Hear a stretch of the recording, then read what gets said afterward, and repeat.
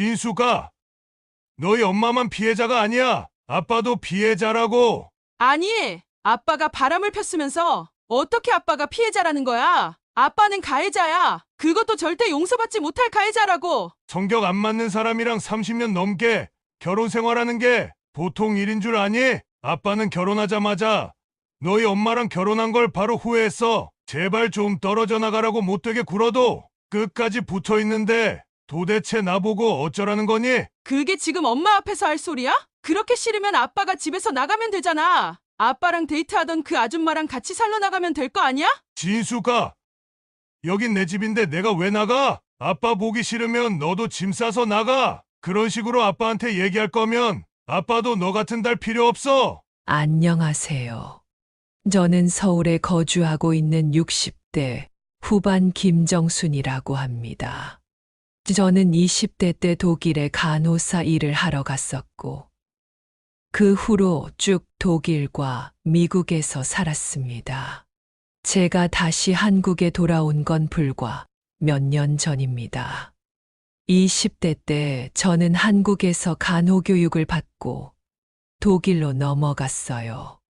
많은 분들이 기억하시겠지만 그때 당시 많은 간호사분들과 광부분들이 독일에 가서 일을 했었죠. 어린 나이에 이국만리 타지에서 일하는 건 여간 힘든 일이 아니었어요. 타지에서 홀로 외롭게 지내고 있던 저를 늘 위로해 주는 사람이 한 명 있었으니 바로 저희 남편이었죠. 저희 남편은 미국에서 나고 자란 교포였고 부모님이 두 분 다 한국 분이셔서 영어도 한국어도 둘 다 능숙하게 잘했어요. 그리고 미국에서 대학을 졸업 후 독일로 출장을 나와 있었고요. 안녕하세요. 한국 분이신가 봐요. 네, 안녕하세요. 여기서 간호사 일을 하러 몇 달 전에 한국에서 왔어요. 여기 사시는 분이세요? 네, 저도 일 때문에 독일에 와 있어요. 말도 잘 통하지 않을 텐데 힘든 점은 없으세요? 힘든 점들이야 많지만 아무래도 말이 안 통하는 게 제일 힘든 것 같아요. 시장에서 장을 좀 보려고 해도 손짓 발짓 다 해야 되니 정말 보통 일이 아니네요. 괜찮으시면 제가 독일어도 좀 가르쳐 드리고 영어도 좀 가르쳐 드릴게요. 사실 저는 미국인이긴 한데 부모님이 두 분 다 한국 분이시거든요. 아, 여기에 광부 일하러 오신 게 아니셨어요? 네, 미국에서 무역회사 다니다가 독일로 발령이 났어요. 저도 아마 여기서 몇 년은 더 지내야 할 것 같아요. 괜찮으시면 제 연락처 드릴 테니까 시간 되실 때 언제 차 한 잔 같이 해요. 주말을 맞아 시장에 장을 보러 갔던 제게 먼저 말을 걸어왔던 저희 남편이었습니다. 생긴 것도 한국인이고 한국말도 너무 잘해서 미국 사람이라곤 전혀 생각하지도 못했어요. 다음 날 남편이 준 연락처로 연락을 했고 나이대도 비슷하고 서로 의지할 곳이 필요했던 저희는 급속도로 친해졌어요. 지구 반대편에서 외롭고 힘들게 지내고 있던 제가 유일하게 의지할 수 있는 사람이라 생각했거든요. 남편은 참 자상하고 배려심이 많은 사람이었어요. 누가 먼저 고백할 것도 없이 남편과 저는 자연스레 연애를 하게 됐고, 몇 년 뒤 제가 한국으로 돌아갈 쯤에 결혼 얘기가 나왔어요.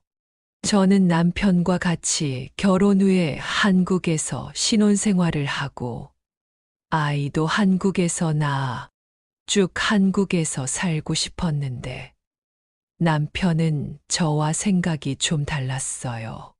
여보, 우리 결혼하고 한국에서 살면 안 될까? 독일에서 몇 년 동안 지내봤는데 난 아무래도 말도 통하고 음식도 입에 맞는 한국에서 쭉 살고 싶어. 한국에서 살게 되면 내가 마땅히 할 일이 없잖아. 결혼식은 얘기했던 대로 한국에서 올리고 나 따라서 미국으로 가자. 내가 한국에서 일하는 것보다 미국에서 일하는 게 월급도 훨씬 많을 거야. 내가 돈 많이 벌어서 맛있는 것도 많이 사주고 좋은 집에서 살게 해줄게. 그래도 당신이 영어도 잘하고 독일어도 웬만큼 하잖아. 한국어도 잘하니까 서울에서도 일할 기회가 충분히 많을 거야. 나도 한국에서 꾸준히 일할 테니까 그러지 말고 한국에 정착하자. 응, 물론 한국에서도 일을 구하려면 구할 수 있겠지. 근데 지금 내가 다니는 직장을 당장 그만두기도 그렇잖아. 그러면 우리 한국에서 딱 1년만 살아볼까? 당신 회사는 아이 낳으면 육아휴직인가? 그런 것도 쓸 수 있다면서. 우리나라 기업에서는 그런 거 사용하지도 못하는데. 미국 회사니까 사용할 수 있잖아. 결혼식만 올리고 바로 미국으로 떠나려던 남편을 제가 억지로 붙잡았어요. 몇 년 동안 타국에서 생활하며 제 고향인 대한민국이 너무 그리웠거든요. 무엇보다 한국말 쓰는 한국 사람들 속에서 살 수 있다는 게 얼마나 큰 축복인지 깨달았어요. 저와 생김새가 다른 사람들 속에서 이방인으로 산다는 게 얼마나 힘들고 고독한 일인지도 너무나 잘 깨달았고요. 남편과 같이 독일에서 한국으로 돌아와 서울에서 결혼식도 무사히 올렸고 몇 달 뒤 저희 딸 진숙이를 낳았어요. 정말 제 인생에서 가장 큰 축복이자 선물이었어요. 똘망똘망한 우리 딸 진숙이의 눈을 보고 있으면 정말 이 애를 위해서라면 무엇이든 할 수 있을 것만 같았고 세상에서 가장 행복한 아이가 되게 만들어 주고 싶었습니다. 그리고 저희 남편도 한국에서의 생활에 나름 적응을 하며 잘 지내고 있는 것 같았어요. 영어 강사를 하며 지내고 있었는데 수입도 남편 생각보다 많아서 꽤 만족하고 있는 것처럼 보였거든요. 그렇게 한국에서 결혼도 하고 아이도 낳고 화목한 가정을 꾸려 같이 행복하게 지낼 일만 남았다고 생각했는데 남편이 뜻밖의 이야기를 꺼냈습니다. 여보, 우리 약속했던 대로 1년 됐으니까 이제 미국으로 넘어가야 하는 거 알지? 나도 약속 지켰으니까 당신도 약속 지켜야 돼. 우리 그냥 한국에서 쭉 살면 안 돼. 진숙이가 조금 더 크면 나도 일하러 나갈 수 있으니까 그때쯤 되면 벌이도 더 괜찮아질 거야. 그리고 당신이 생각했던 것보다 월급이 괜찮아서 만족하고 있던 거 아니었어? 월급이고 뭐고 도저히 한국에서 못 살겠어. 내가 한국인처럼 생기고 한국말도 하지만 난 어릴 때부터 미국에서 컸고 생각도 습관도 다 미국 사람이야. 그래도 시부모님들도 다 한국 분들이시잖아. 다른 외국인들보단 적응하기 괜찮은 거 아니야? 지금은 조금 힘들더라도 천천히 여기서 적응해가면서 같이 살아봐. 내가 독일에서 몇 년 있어 보니까 도저히 외국에서 살 자신이 없어서 그래. 나도 적응해 보려고 했는데 한국식 문화에도 적응 못 하겠고 정인이 의린이 강요하는 분위기도 너무 못 견디겠어. 미국에서 살더라도 내가 외롭지 않게 잘 해줄 테니까 일단 미국에서 1년만 살아보자. 남편이 한국에서 나름 잘 적응하고 지내는 줄 알았는데 제 생각과는 달리 많이 힘들었나 봐요. 그래서 우리가 미국에 건너갈 때 건너가더라도 딸 진숙이가 어느 정도 클 때까지만 한국에 있으면 안 되냐 설득을 더 해봤지만 남편은 고집은 꺾이지 않았죠. 무조건 하루라도 빨리 다시 미국으로 건너가서 살고 싶다는 말만 반복할 뿐이었어요. 한국에 계속 살고 싶은 게 제 마음이었지만 그렇다고 남편의 고집을 제가 억지로 꺾을 수도 없었어요. 왜냐하면 한국에서 1년만 먼저 살아보자는 원래 약속을 남편이 지켜줬기 때문에 제가 더 강하게 얘기를 할 수가 없었거든요. 원래 제 생각에는 한국에서 1년 정도 지내면 우리나라가 참 살기 좋은 나라이고 서양인들이 못 느끼는 사람들 간의 정도 느끼게 되면 자연스레 한국을 좋아하고 더 살고 싶어 할 줄 알았어요. 그런데 남편이 약속한 대로 한국에서 1년 살았으니 이번엔 미국에서 1년만 살아보자고 얘기를 하니 저도 더는 어쩔 수 없었어요. 결국 저희는 태어난 지 1년도 안 된 딸 진숙이를 데리고 미국 동부로 건너가게 됐습니다. 사실 남편은 미국 서부 출신이었기 때문에 그쪽이 남편 고향도 아니었어요. 단지 괜찮은 조건의 직장들이 미국 동부 지역에 몰려 있었기 때문에 그쪽에 정착을 하게 된 거죠. 한국에 있을 때까지는 저에게도 그리고 우리 딸 진숙이에게도 정말 천사 같고 밤하늘의 별이라도 따다줄 것처럼 행동하던 남편이 미국에 도착하니 갑자기 사람이 달라지기 시작했어요. 마치 우리 딸 진숙이를 인질로 삼고 어디 한국으로 돌아가려면 돌아가 보라는 듯이 저를 막대하기 시작했거든요. 저한테 하는 모든 말들이 명령으로 바뀌었고 모든 일을 아무 의논 없이 자기 마음대로 처리를 했어요.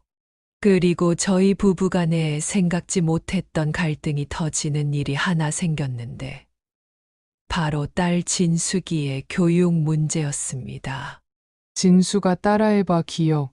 기억, 그리고 기억으로 시작하는 이건 가위, 니은으로 시작하는 이건 나비야. 나비, 여보, 아니 지금 뭐 하는 거야? 왜 얘한테 한글을 가르쳐? 진숙이한테 왜 한글을 가르치냐니 그게 무슨 말이야? 진숙이가 한국 사람이니까 한글을 가르치는데 왜? 진숙이가 한국인 피를 가지고 태어났어도 미국에서 자라고 앞으로 미국에서 커갈 미국인이야. 영어를 더 가르쳐야지. 갑자기 왜 한글을 가르치고 있는 거야? 아니 진숙이도 요즘 우리랑 영어로 대화를 하고 앞으로 학교에 가서도 쭉 영어만 쓸 거잖아.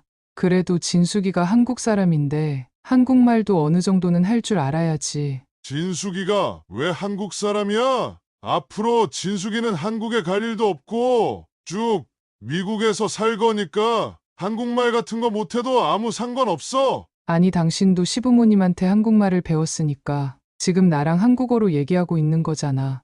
당신도 어릴 때부터 한국말 배웠으면서 왜 우리 딸한테는 한국말을 안 가르치려고 하는 거야? 내가 배우고 싶어서 배웠어? 진숙이가 괜히 한국말 배웠다가 여기서 미국 사람들하고 안 어울리고 한국인들끼리만 어울리는 꼴을 보고 싶어서 그래? 누가 그렇게 만들 거라고 했어? 당신처럼 한국어도 하고 영어도 하고 둘 다 할 수 있으면 좋잖아. 시끄러! 집안에서 2번 다시 한국어 가르치는 거 들리면 진짜 가만 안 있을 거야. 아니 그러면 난 진숙이랑 영어로 얘기해야 돼? 내가 영어 그 정도로 잘 못하는 거 당신도 알잖아.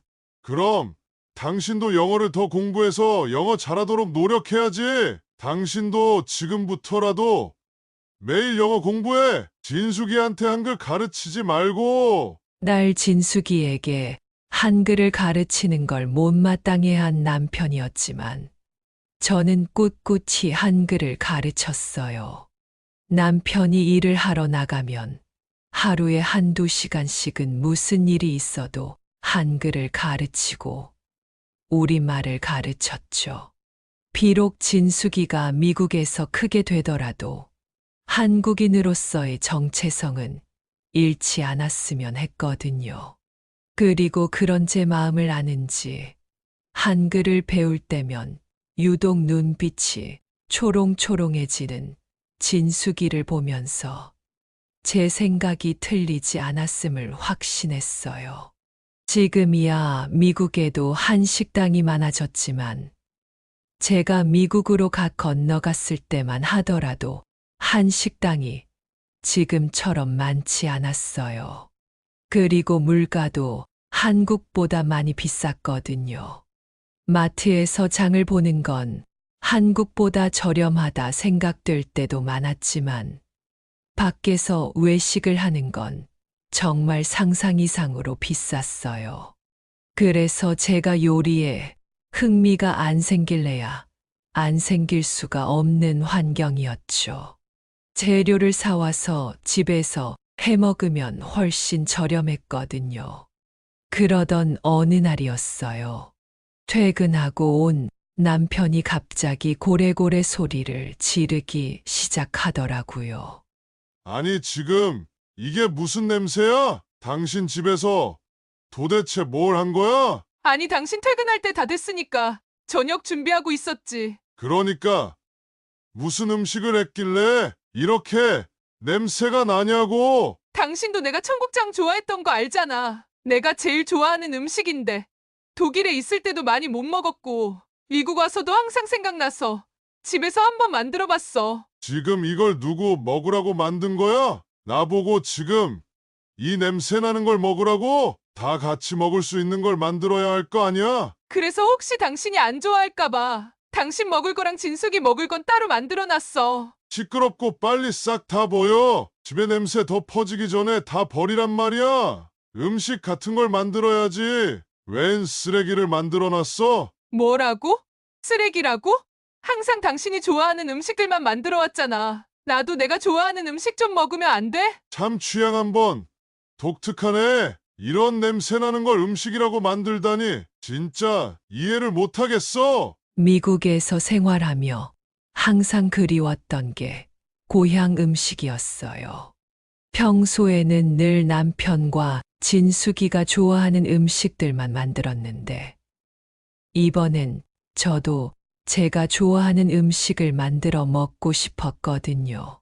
그리고 딸 진숙이가 제일 좋아하는 음식이 된장찌개의 백반이었기 때문에 진숙이도 청국장을 싫어하진 않을 거라 생각했어요. 하지만 남편이 이렇게 소리까지 지르며 화를 낼 줄은 몰랐어요. 저는 피자와 햄버거를 그렇게 좋아하지 않지만 늘 남편 입맛에 맞춰 며칠씩 피자와 햄버거를 먹게 돼도 실증 한 번 낸 적 없었는데, 청국장 한 번 만들었다고 이상한 사람 취급하는 남편이 무척이나 서운했습니다. 빨리 안 버리고 뭐해? 당신이 안 버리면 내가 버린다. 더 화내기 전에 얼른 버려. 아니, 그래도 내가 고생해서 만든 건데 당신한테 먹으라고는 안 할 테니까 버리라고는 하지 마. 내가 먹으면 되잖아. 아휴, 진짜 못 살아. 그러면 여기 식탁에서 같이 먹지 말고 밖에 나가서 따로 먹어. 도저히 냄새나서 못 버티겠으니까 그거 들고 집 밖으로 나가라고. 아니, 내가 걔도 아니고 음식 들고 밖에 나가서 먹으라는 거야? 진짜 너무한 거 아니야? 내가 당신 보고 억지로 먹으라는 것도 아니고 그냥 나 혼자 먹겠다는데 진짜 이렇게까지 해야겠어? 일단 식탁에서 좀 치워. 밖에 나가서 먹든지 어디 화장실에 가서 먹든지 내 눈에 안 보이는 곳에 가서 혼자 먹어. 그리고 다시는 그 음식 만들지 마. 한 번 더 내 집에서 그 음식 만들면 진짜 집에서 쫓아낼 줄 알아. 혼자 작은 방에 청국장을 들고 가 작은 상을 펴놓고 혼자 저녁을 먹었어요. 너무 서러움이 북받쳐서 저도 모르게 눈물이 흘러내리더군요. 밥이 코로 넘어가는지 입으로 넘어가는지 모를 만큼 눈물과 함께 밥을 꾸역꾸역 목구멍으로 밀어 넣었습니다. 저녁 시간이 됐는데 제가 주방에 보이지 않자 딸 진숙이가 조용히 방문을 열고 저를 찾아왔어요. 그 어린애가 엄마 마음을 어떻게 아는지 조용히 제 품에 안기더군요. 엄마, 나도 한번 먹어봐도 돼? 된장찌개랑 비슷한 거 같은데? 진수가 아마 너 입맛에 안 맞을 수도 있어. 만약 맛 없으면 뱉어도 되니까 한번 먹어볼래? 제가 청국장에 공깃밥을 얹어 진숙이 입에 떠다 주니 제 생각과는 다르게 정말 맛있게 먹더라고요. 아빠는 이거 싫어할지 몰라도 난 좋은데 다음에 아빠 집에 없는 날에 같이 해 먹자. 진수가 어때 먹을만해? 그래도 엄마는 진숙이가 있어서 버틸 수 있어. 엄마가 해준 것도 없는데 항상 바르게 잘 커줘서 고마워. 저는 집에서 그런 대접을 받으며 살아왔어요. 이혼 생각도 수없이 났지만 딸 진숙이를 놔두고 혼자 한국으로 돌아갈 엄두가 안 났거든요. 서럽고 화나는 일이 많아도 제가 참는 거 말곤 다른 방법이 없었어요. 그렇게 세월이 흘러 어느새 저희 딸 진숙이가 20살이 되었어요. 미국 서부에 있는 대학에 합격을 해서 집이 있는 미국 동부에서 미국 서부로 떠나게 됐습니다. 그리고 그때쯤 저희 남편도 큰 결정을 내리게 됐습니다. 남편이 미국 동부에서 하던 일을 그만두고 고향인 미국 서부로 이사를 가자고 하더라고요. 마침 딸 진숙이도 미국 서부로 대학을 가게 되니 온 가족이 이사를 가게 된 셈이었어요. 이곳에 오래 살아서 이 지역에 나름 정도 들었지만 남편이랑 딸을 따라 같이 이사를 갈 수밖에 없었어요. 그래도 미국 서부 지역이 한국인들이 가장 많이 사는 지역이기도 하고 1년 내내 날씨도 화창하고 사람들이 친근하고 밝다는 얘기를 많이 들었어요. 오랜 기간 우울증을 앓고 있던 저한테 밝고 화창한 날씨가 큰 도움이 될 것 같다는 생각도 들어서 마냥 싫지만은 않더라고요. 남편은 그동안 직장 생활을 하며 얻은 노하우를 가지고 자기 고향에서 사업을 시작하고 싶다고 했어요. 딸은 새로운 대학 생활, 저는 밝고 화창한 날씨와 친절한 사람들, 그리고 남편은 새로운 사업, 우리 가족은 모두 각자의 미래를 꿈꾸고 미국 서부로 함께 이사를 갔습니다. 저도 새로운 곳에서 새 삶을 살고 싶단 희망에 부풀어 있었죠. 내가 이곳으로 이사 오자고 했을 때 왜 날 안 말렸어? 당신을 왜 말리지 않았냐니? 그게 무슨 소리야? 여기 오자고 했던 것도 당신이잖아. 또 뭐가 마음에 안 드는 일이 생겼길래 내 핑계를 대는 거야? 내가 여기서 사업한다고 했을 때 나를 좀 말리지 그랬어. 그냥 하던 일이나 계속 하라고 얘기 한번 해줄 수 있었잖아. 왜 나한테 아무런 말도 없었냐고. 아니, 내가 뭘 잘못했다고? 나한테 성질을 부리는 거야? 당신이 하는 사업이 잘 안 풀리는 게 내 탓이라는 거야? 당신만 믿고 미국까지 건너온 나는 무슨 죄야? 왜 항상 잘 안 풀리는 일들이 생기면 다 내 탓을 하는 거냐고? 주위의 친구들은 다들 사업한다고 말하면 와이프들이 몇 번씩이나 말린다던데 왜 당신은 아무 말도 없었냐고. 남편이 자신만만하게 시작했던 사업은 남편 생각처럼 잘 풀리지 않았어요. 저는 장사를 하든 사업을 하든 세상 모든 일들은 똑같다고 생각해요. 처음에 조금 어려움을 겪더라도 희망을 잃지 않고 묵묵하게 해나가면 언젠가는 노력이 보상받는 날이 온다고 생각하거든요. 그런데 남편은 작은 일 하나하나에 일희일비하고 너무 감정이 요동치는 것 같아 보였어요. 이왕 시작했으면 죽이 되든 밥이 되든 끝까지 한번 해볼 생각을 안 하고 말이죠. 그날 하루 일이 잘 풀리면 얼굴에 미소가 가득했고 그날 하루 일이 잘 풀리지 않으면 얼굴이 완전 죽을 상이었어요. 그리고 저를 대하는 태도도 그날 남편의 일이 잘 풀렸나 잘 풀리지 않았냐에 따라 천차만별이었죠. 어느 날은 처음 연애를 할 때처럼 세상 부드럽고 상냥하게 대하다가 또 어느 날은 철천지 원수를 대하듯 모든 화살을 저한테 돌렸어요. 그런 남편의 성격 때문에 하루하루 지옥과 같은 날들을 보냈지만 하늘이 돕는지 어느 날부터인가 남편의 표정이 점점 밝아지더라고요. 하루 이틀 그런 게 아니라 한 달 넘게 표정이 밝은 남편을 보고 짐작을 했어요. 남편이 하는 일이 조금씩 잘 풀리고 있다는 걸요. 그렇게 몇 달이 지나고 남편 사업이 어느 정도 안정됐을 때 일이에요. 어느 날 남편이 저한테 말도 없이 차를 바꿨더라고요. 사업을 하려면 차부터 좋은 걸로 바꿔야 한다면서 말이죠. 아니, 여보, 마당에 주차되어 있는 차 당신 거야? 얼마 전에 계약했었는데 오늘 받아가지고 왔어. 내가 차에 대해선 잘 모르지만 너무 비싼 차 아니야? 그냥 좋아 보이는 정도가 아니라 무슨 영화에나 나올 만한 그런 차잖아. 얼마 주고 샀어? 그냥 줄 만큼 줬어. 내가 얼마 주고 샀는지 당신한테 일일이 얘기를 해야 돼. 걱정돼서 그러지. 당신 하는 일이 잘 풀리면 당연히 나도 좋은 건데 너무 큰 돈을 쉽게 쓰는 게 아닌가 싶어서 말이야. 다 필요하니까 산 거야. 내 일은 내가 알아서 할 테니까 신경 쓰지 마.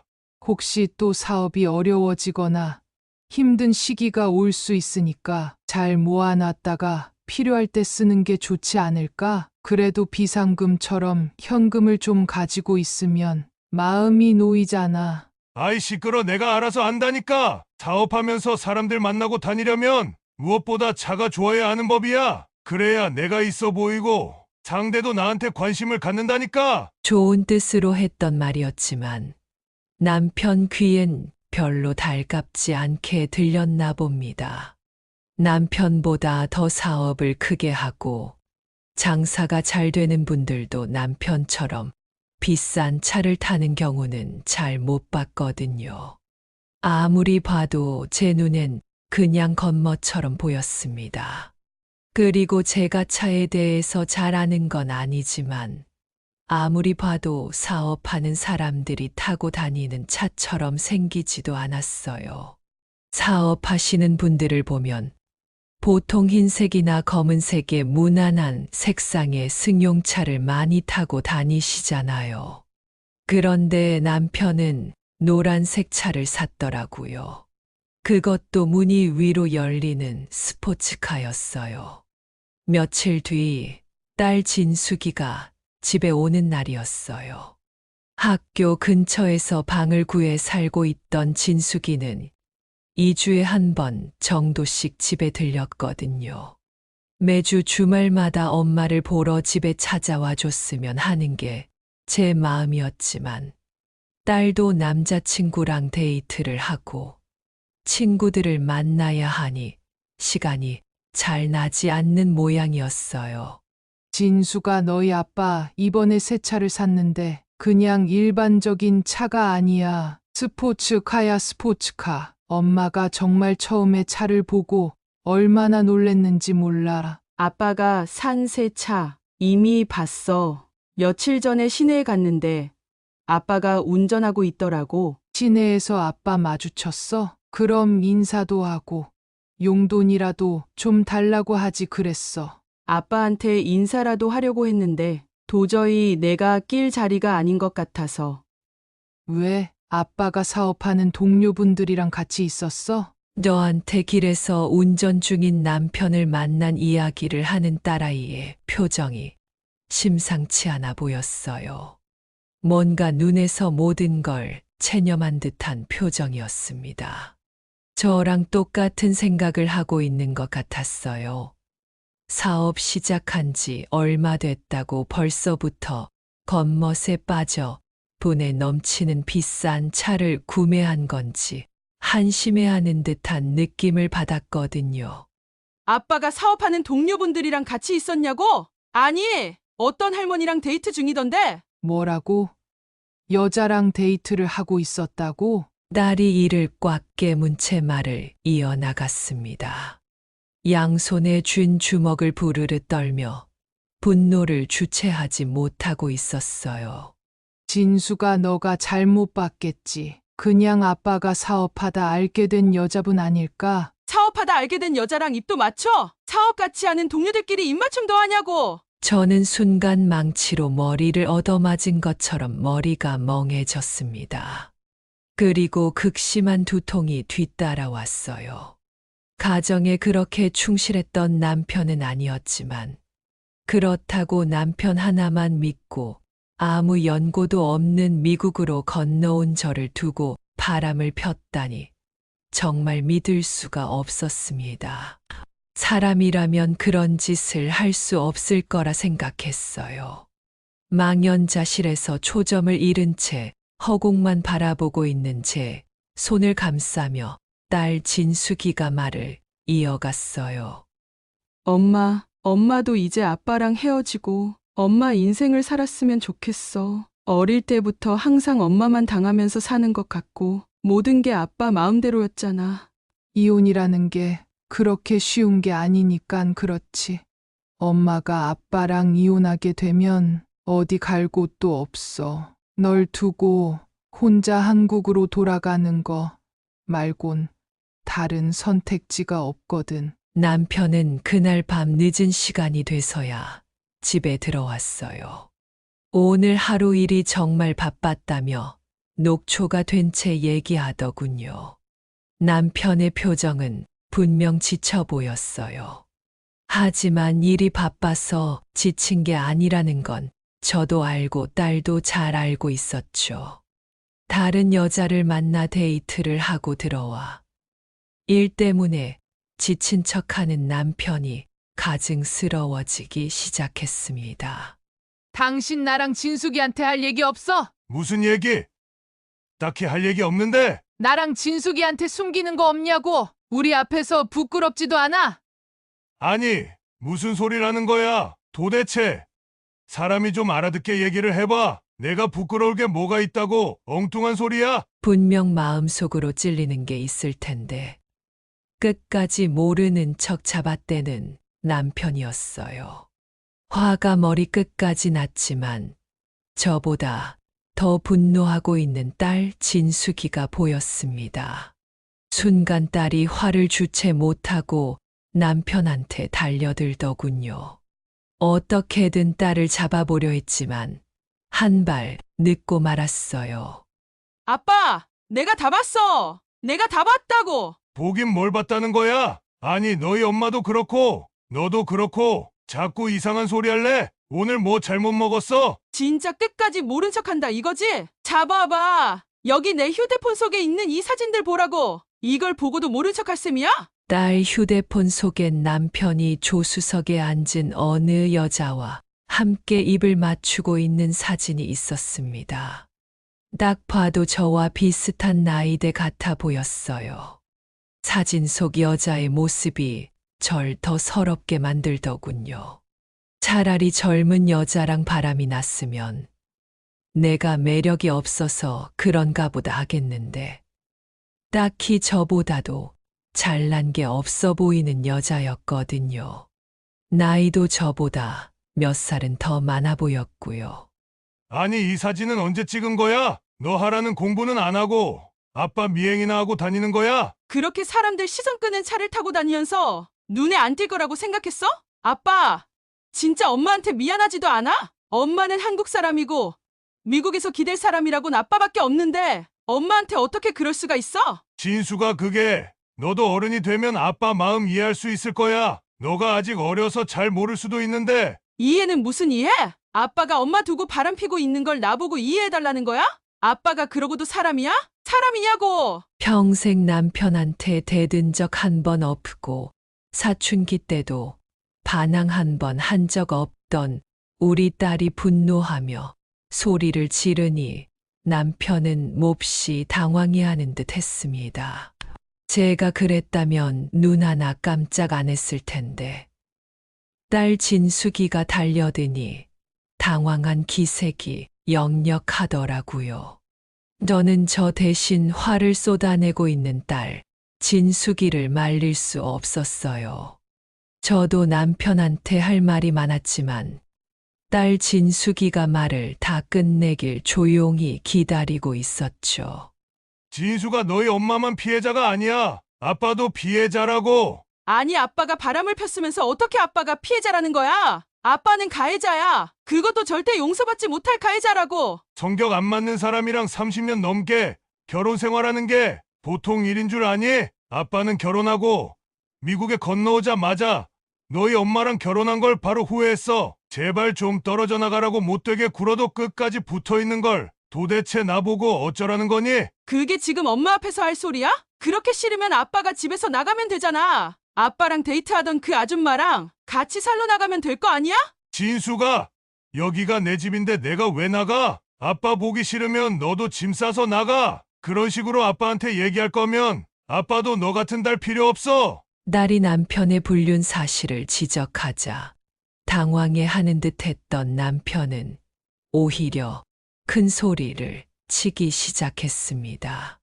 항상 저한테 해왔던 말들이었어요. 여긴 내 집이니 싫으면 집을 나가라는 소리 말이에요. 하지만 그 말을 자기 딸한테도 할 줄이야 정말 상상도 못했어요. 정말 이 사람이 갈 때까지 갔구나 싶었습니다. 당신 지금 그게 딸한테 할 소리야? 뭘 잘했다고 큰 소리를 치는 거야? 시끄러. 이왕 이렇게 된 거 오히려 잘 됐다는 생각이야. 그래, 나 당신 말고 사랑하는 다른 여자 있고 그 사람이랑 같이 살 거야. 안 그래도 이혼하자는 얘기를 언제 꺼내야 하나? 그것만 고민하고 있었는데 잘 됐어. 남편 입에서 이혼 소리가 나오자 저는 한순간도 망설이지 않고 짐을 챙기기 시작했어요. 딸도 미처 자취방에 못 가지고 간 자기 짐들을 하나씩 챙기기 시작했습니다.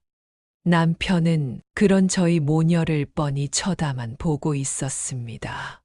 불안해하거나 초조해하는 표정은 전혀 찾아볼 수 없었어요. 오랫동안 기다려왔던 일을 드디어 끝낼 수 있다는 듯이 오히려 결의에 찬 표정이었죠. 짐을 싸는 건 생각보다 오래 걸리지 않았어요. 꼭 필요한 물건들만 챙기니 30분이 채 걸리지 않더군요. 그 길로 저는 집을 나와 딸과 함께 딸 자취방으로 향했어요. 저는 그렇게 딸 진숙이의 자취방에서 진숙이와 함께 며칠 동안 지내게 됐습니다. 하지만 좁은 자취방에서 딸한테 신세를 지고 있다는 느낌을 지울 수 없었어요. 마음 편하게 지내라고 진숙이는 제게 얘기를 했지만 저는 편하게 지낼 수 없었어요. 둘이서 지내기엔 너무 좁은 방이라 저도 불편한데 진숙이는 당연히 저보다 더 불편할 거라 생각했기 때문이에요. 처음엔 진숙이 자취방 근처에 저도 집을 구하려고 했지만 미국은 월세가 정말 비싸거든요. 쉽게 엄두를 내지 못할 금액이었어요. 당장 아르바이트를 시작하지 않으면 월세를 내기 버거운 형편인데 제가 오랜 기간 미국에 살았지만 영어 실력이 그렇게 좋진 않았거든요. 바람핀 남편한테 오히려 쫓겨나고 내가 누울 방 하나 구하기도 어려운 형편이 되니 제 고향 한국 생각이 너무 많이 났어요. 마치 엄마 품에 안기고 싶은 마음이라고 할까요? 저는 딸 진숙이에게 제 생각을 솔직하게 말했어요.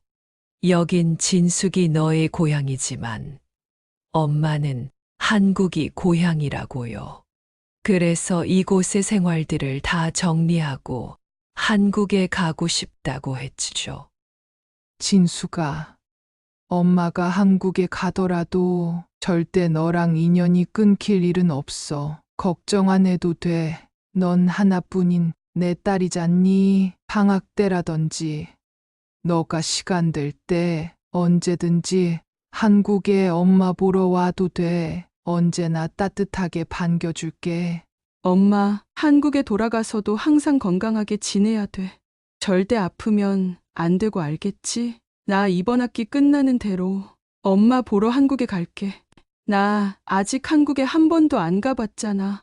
한국 가면 엄마가 나 데리고 한국 안내해 줘야 돼. 알겠지? 엄마 사랑해. 진숙이의 자취방에서 한국으로 돌아갈 준비를 끝내고 드디어 제 고향 한국행 비행기를 타는 날이 다가왔습니다. 제 친동생의 결혼식이라든지 부모님을 뵈러 몇 년에 한 번씩 잠깐 한국을 들리긴 했지만 수십 년 동안의 미국 생활을 정리하고 한국에 정착하러 가는 기분은 정말 낯설었어요. 왠지 아주 먼 곳으로 여행을 떠나는 듯한 기분도 들었고, 제 마음의 안식처로 돌아가는 듯한 기분도 들었죠. 한국으로 돌아가는 비행기는 저녁 7시 비행기였지만 몇 시간 일찍 집을 나섰어요. 제가 한국에 돌아가기 전에 한 가지 해야 할 일이 있었거든요. 영어로 나눴던 대화지만 우리말로 번역해서 들려드릴게요. 안녕하세요. 제가 제보를 할 게 있어서 왔는데요. 어느 분하고 얘기하면 될까요? 안녕하세요. 제보를 하러 오셨다고요? 어떤 내용이신지 말씀해 주시면 담당자분 연결해 드릴게요. 저희 지역에서 사업하는 어떤 사람이 자기 사업 좀 잘 되게 해달라고 뇌물을 주고 받았거든요. 그리고 뇌물뿐만이 아니에요. 직원들한테 당연히 줘야 할 월급도 떼먹고 다 주지 않았더라고요. 혹시 지금 말씀해 주신 걸 증빙할 만한 증거 자료들을 가지고 계시나요? 물론이죠. 제가 순서대로 정리까지 다 해놨으니 한번 읽어보시면 수사하시는데 많은 도움이 되실 거예요. 전 제가 가지고 온 큰 서류 봉투를 경찰관에게 넘겨줬습니다. 제가 남편 집에서 짐을 챙겨 나온 날, 옷장 안을 뒤지다 발견한 서류였어요. 뭔가 중요한 서류 같다는 느낌이 들어 바람핀 남편 어디 혼줄 한번 나봐라는 마음에 일단 들고 나왔었죠. 그리고 딸 진숙이의 자취방에 도착해서 짐을 풀며 그 서류들을 읽어봤고 거긴 아주 중요한 내용이 담겨 있었어요. 남편이 돈을 주고받은 사람들의 이름과 연락처, 금액, 그리고 자기 밑에서 일한 직원들이 실수한 것을 약점으로 삼고 원래 약속했던 월급을 다 받지 않아도 괜찮다는 각서들을 받아놨더라고요. 평생 저를 업신여기고 집에서 입도 뻥긋 못하게 사람을 쥐잡듯 잡아댔던 남편, 그리고 결국엔 조강지처를 벌이고 불륜을 저지른 남편에게 제가 할 수 있는 유일한 복수이자 최고의 복수였어요. 경찰관에게 제 연락처를 주고 저는 곧장 한국행 비행기를 타고 꿈에 그리던 제 고향 서울에 도착했습니다. 비행기를 타고 서울로 돌아가는 내내 정말 뿌듯하고 속이 시원하더라고요. 제가 만약 이걸 발견하지 못했더라면 한국으로 돌아가는 비행기 내내 억울해서 울고만 있었을 테니까요. 한국에 돌아오고 딸 진숙이를 통해 남편의 소식을 전해들을 수 있었습니다. 경찰서와 노동청에서 남편에 대해 수사를 시작했고 남편은 그 지역에서 가장 비싼 변호사를 고용해서 무죄를 주장했지만 받아들여지지 않았죠. 결국 그 후로 몇 년간의 실형을 살았고 얼마 전 출소를 했다는 소식을 들었어요.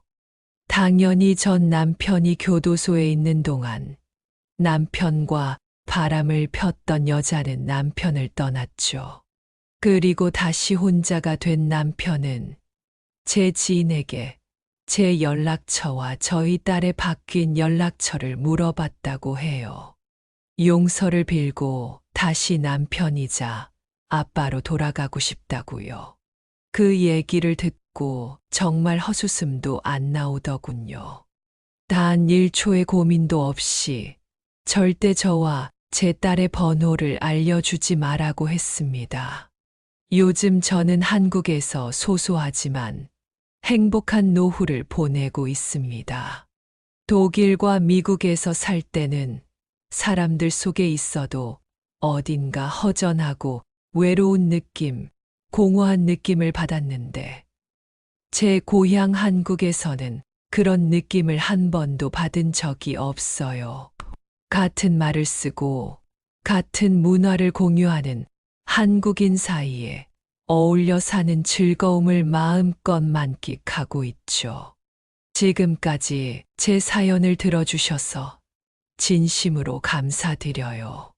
이 이야기를 듣는 내내 당하고만 사는 제가 답답하게 느껴지셨겠지만 마지막에 제가 전 남편에게 복수를 한 이야기를 듣고 부디 속이 시원하셨으면 좋겠습니다.